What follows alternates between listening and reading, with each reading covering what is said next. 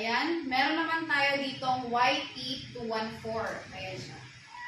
Folding beach chair. Pwede pang camping. Mostly nakikita natin sa mga camping kasi space saving siya lalo na sa mga trunks or sa likod ng kotse natin. Ayan siya. Ganyan lang siya. Stretch lang natin siya. And then uupo tayo.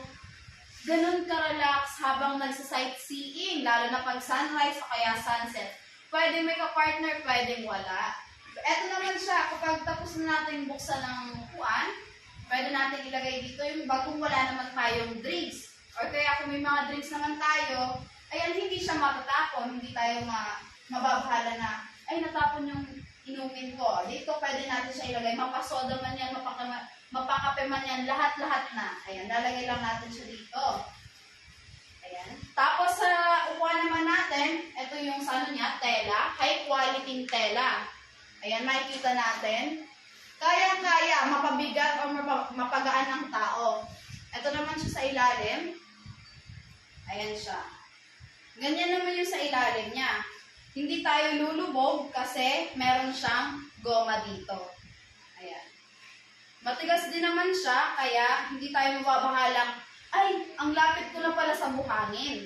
Ayan siya. Bale, pa-cross siya. Crossover na pangpatibay sa upuan. Kung halimbawa tapos naman tayong gumamit, titiklopin lang natin siya. Ganito lang siya kadali. Yan. Pagkatapos natin tiklopin, ihanda na natin yung bag na lalagyan. Adjust natin siya sa pinakadulo, katulad yan. Ibukas natin to ng maigi para magkasya yung upuan. Ito naman siya. Yan. Pwede pa natin siyang mapasikip. Lalagay lang natin. Ayan. Ganyan lang siya kadali.